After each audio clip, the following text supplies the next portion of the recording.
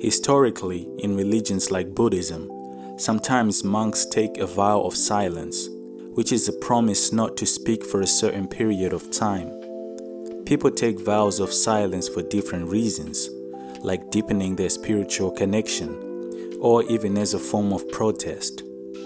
However, in Osho's case, it seems to have happened spontaneously, for no particular reason, even though his 3.5-year silence ended up having an effect that allowed him to go deeper with his work in relation to his followers and listeners. He once said that he uses words so that the listener can become silent. But along the way, he also noticed that people were hanging around him because of his words. And so his period of silence also played the role of dropping those people who were attached to his words, not his silence. Before he went into silence, his speaking was designed to reach all kinds of people, like Christians, Buddhists, Muslims, and so on. In a way, he had to meet these people on their level. To attract Christians, he spoke about Jesus. To attract Buddhists, he had to speak about the Buddha.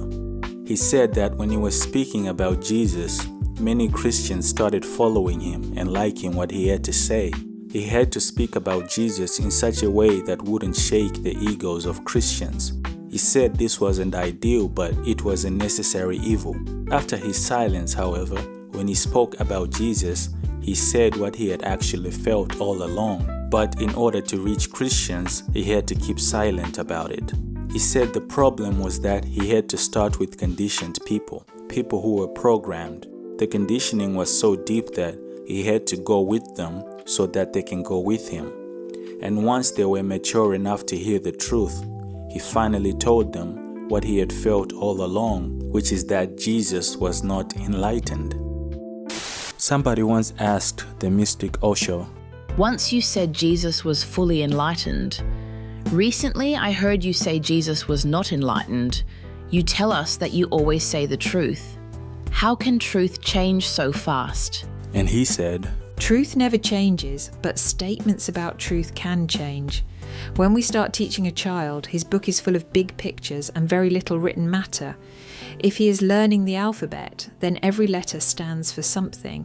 M stands for mango. The child can understand the mango, not the M, and he can see the mango, a colourful, beautiful picture. But slowly, the mango will be dropped. Now, when you read, have you to repeat every time M stands for mango? You have completely forgotten what stands for what. Now you can read the alphabet directly.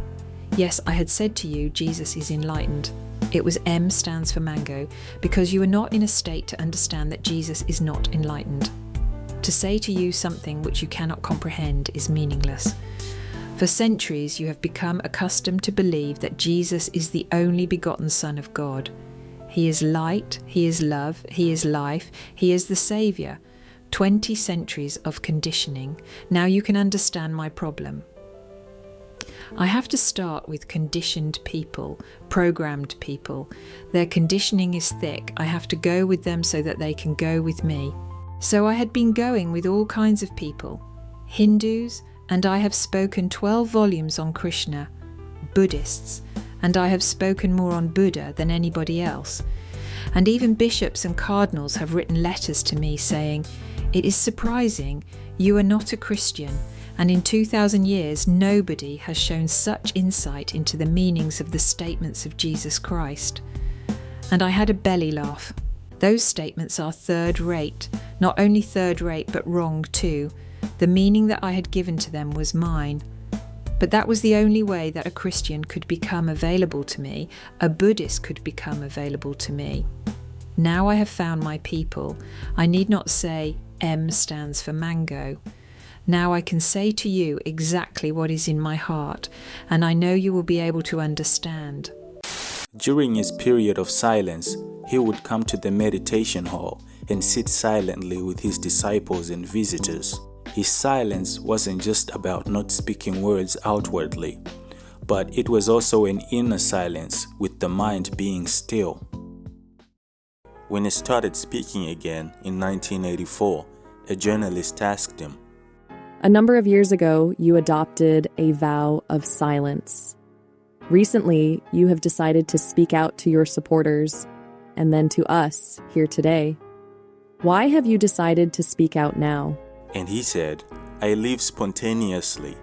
I never decide beforehand. I keep tomorrow open. If I feel like speaking, I speak. If I feel like being silent, then there is no other way than to be silent. And I never ask myself why, because no why is answerable. All answers are arbitrary. So I simply go on floating with the river, never asking where it is going, why it is going, where it's going to end. And this is my basic approach to life, a total let go. And then she asked him, Was there a reason that you decided to adopt the vow of silence in the first place? Or was there also no reason? And he said, there is never any reason. I don't live by reason. I simply allow things to happen. I don't know why I became silent. I don't know why I started to speak again.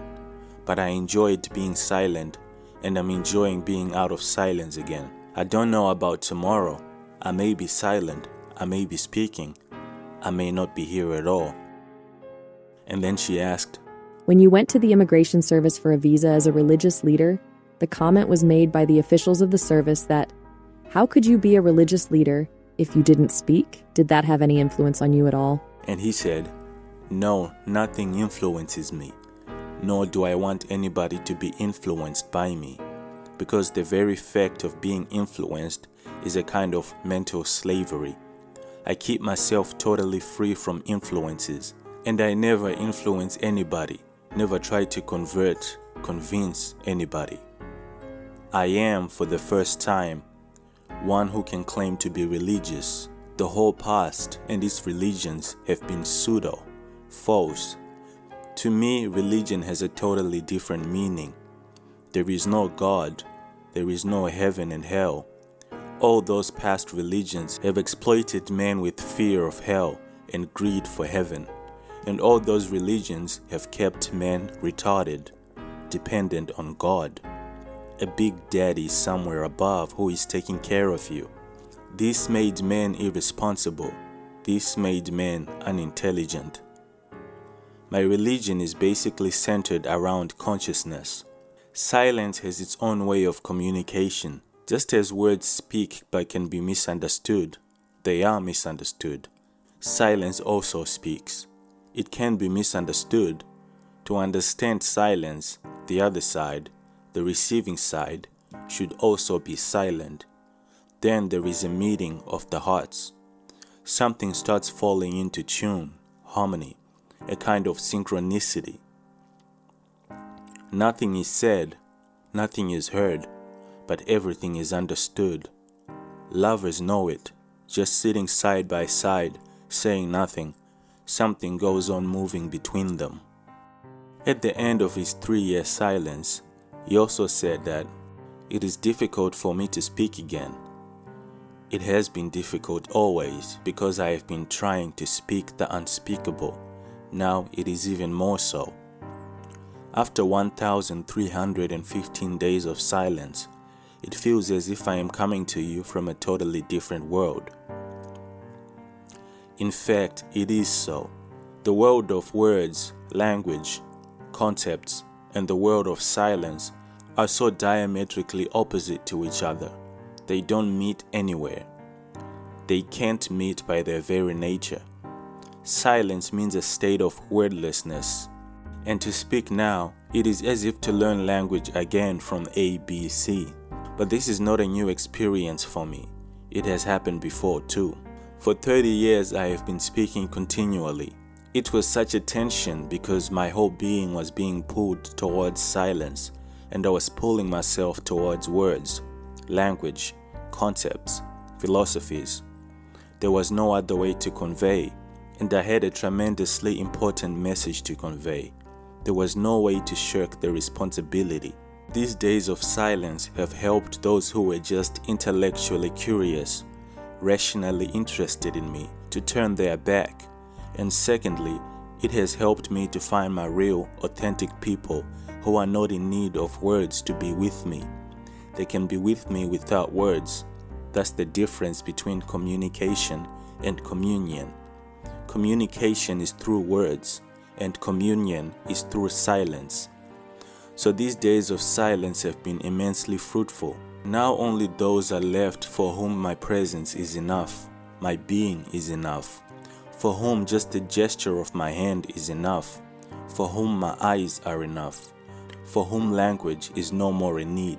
But today I have suddenly decided to speak again, for the simple reason that the picture that I had been painting all my life needs a few touches here and there to complete it. Because that one day when I became silent, everything was left incomplete. Before I depart from you, as far as my physical body is concerned, I would like to complete it. I have been speaking to Hindus, to Christians, to Jews, to Muslims, to Jainas, to Buddhists, to Sikhs, to people belonging to almost all the so-called religions. This is for the first time I am speaking to my own people, not to Hindus, not to Muslims, not to Christians, not to Jews. It makes a lot of difference, and only because of that difference can I give the finishing touch to the picture that I have been painting.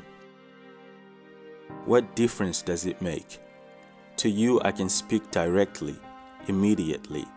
To the Hindus I had to speak through Krishna, and I was not happy about it. But there was no other way. It was a necessary evil. To Christians I could speak only through Jesus. I was not at ease about it, but there's no other way. So one has to choose the least evil. Let me explain to you. I do not agree with Jesus on all points. In fact, there are many questions which I have left unanswered, because even to touch them would have been destructive to those Christians who had come to me. People say that I'm brainwashing people. No, I am not brainwashing people. I am certainly washing their brains, and I believe in dry cleaning. So I can say to you now exactly what I feel. Otherwise, it was a burden on me. While he was in silence, his disciples bought a ranch in Oregon, and they invited him there. He then applied for permanent residence in America as a religious leader, but the American government refused, and one of the reasons given was his vow of public silence. At around the same time, the new city his disciples had built was under legal attack from the Oregon government and the Christian majority in the state.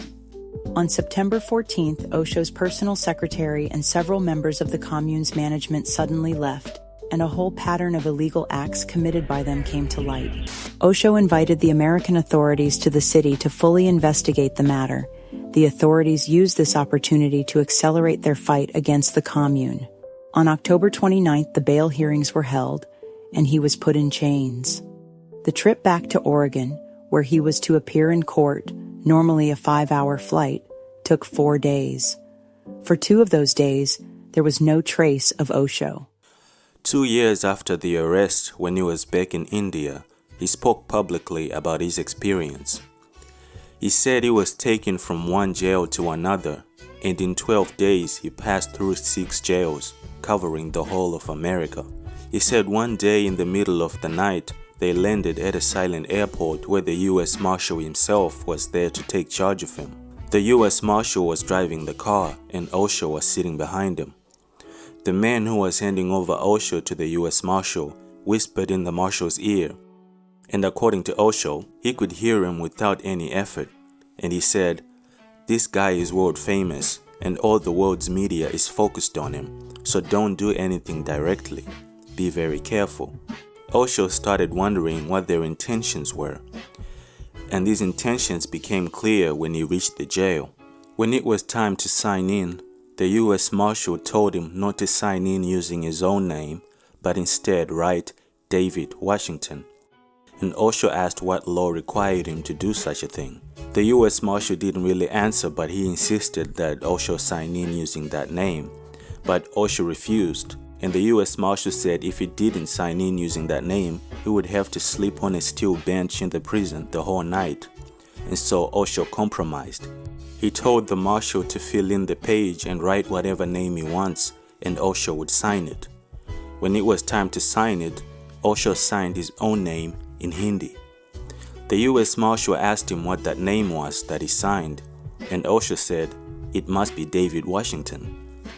The idea was that if he had written David Washington and also signed in as David Washington, he could be poisoned or killed without there being any proof that he had ever entered the jail. He was taken to his cell and told to use one of the mattresses, which was very dirty and full of cockroaches. The marshal said no blanket, no pillow. This is what you get. And he locked the door of the small dirty cabin. Strangely enough, at 5 in the morning, the marshal opened the door, and according to Osho, he was a completely changed man. Osho said he couldn't believe his eyes because the marshal had brought him a new mattress, blanket, and a pillow. He also offered him breakfast in the morning at 5. This surprised Osho because he hadn't been offered breakfast in any other jail before 9 o'clock.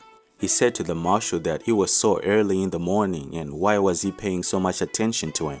The marshal replied that Osho had to eat quickly because in 5 minutes he had to leave for the airport.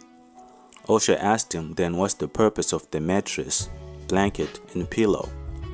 The marshal said nothing and just closed the door. Apparently the breakfast wasn't very much, just 2 slices of bread soaked in some kind of sauce, and Osho couldn't figure out what it was.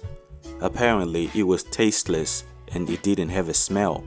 Osho said that the day he entered the jail he was 150 pounds, and when he finally spoke publicly about his experience, he said he was only 130 pounds, even though his food was the same, but he had been losing weight for no reason at all and was feeling a subtle weakness. He said, "These are all symptoms of certain poisons. My hair is falling out, my eyesight has become weaker, and my beard has become white as my father's beard was when he was 75. They have taken away almost 20 years of my life."